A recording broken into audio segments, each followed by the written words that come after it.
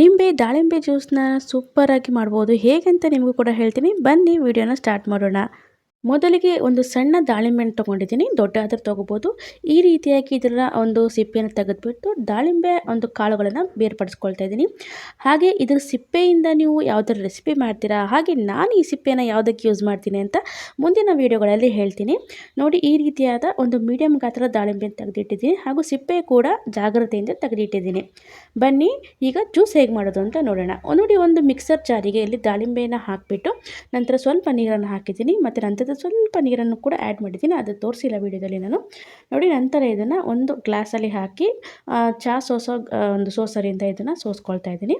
ನಂತರ ಇದಕ್ಕೆ ಒಂದು ಲಿಂಬೆಹಣ್ಣನ್ನು, ಮೀಡಿಯಮ್ ಗಾತ್ರದ ಲಿಂಬೆಹಣ್ಣನ್ನು ತೊಗೊಂಡಿದ್ದೀನಿ.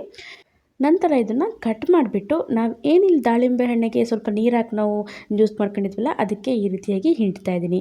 ಇದಕ್ಕೆ ಸ್ವಲ್ಪ ಲಿಂಬೆಹಣ್ಣು ಜಾಸ್ತಿ ಇದ್ದರೆ ತುಂಬ ರುಚಿಯಾಗಿರುತ್ತೆ. ಒಮ್ಮೆ ಟ್ರೈ ಮಾಡಿ. ನೀವು ಖಾಲಿ ಒಂದು ದಾಳಿಂಬೆ ಹಣ್ಣು ಜ್ಯೂಸ್ ಕುಡಿಯೋದಕ್ಕಿಂತ ಈ ರೀತಿ ಮಾಡಿ ತುಂಬ ಚೆನ್ನಾಗಿರುತ್ತೆ. ನೋಡಿ, ಜ್ಯೂಸನ್ನು ಹಿಂಡಾದಮೇಲೆ ಇದಕ್ಕೆ ಒಂದು ಅರ್ಧ ಸ್ಪೂನಷ್ಟು ಸಕ್ಕರೆನ ಹಾಕಿದ್ದೀನಿ, ಸಕ್ಕರೆ ಪೌಡ್ರನ್ನ ಹಾಕಿದ್ದೀನಿ. ಬೇಕಾದರೆ ನೀವು ಸ್ವಲ್ಪ ಉಪ್ಪು ಕೂಡ ಹಾಕೋಬೋದು. ನೋಡಿ, ಈಗ ರುಚಿಯಾದಂಥ ನಿಂಬೆ ದಾಳಿಂಬೆ ಜ್ಯೂಸ್ ರೆಡಿ. ಇದಕ್ಕೆ ನೀವು ನೀರಿನ ಕ್ವಾಲಿಟಿ ಜಾಸ್ತಿ ಇದೆ ಅನ್ಬೋದು, ಆದರೆ ಲಿಂಬೆಹಣ್ಣು ಹಾಕಿದ್ದೀವಲ್ಲ, ಏನು ಅನಿಸೋದಿಲ್ಲ, ತುಂಬ ಸೂಪರಾಗಿರುತ್ತೆ ಹಾಗೂ ತುಂಬ ರುಚಿಯಾಗಿ ಕೂಡ ಇರುತ್ತೆ. ಒಮ್ಮೆ ಟ್ರೈ ಮಾಡಿ, ಇಷ್ಟ ಆಗುತ್ತೆ. ಹಾಗೂ ಯಾರೆಲ್ಲ ವೀಡಿಯೋ ನೋಡ್ತಿರೋದ್ರೆ ಸಬ್ಸ್ಕ್ರೈಬ್ ಮಾಡಿ, ಲೈಕ್ ಮಾಡಿ, ಶೇರ್ ಮಾಡಿ. ಬಾಯ್.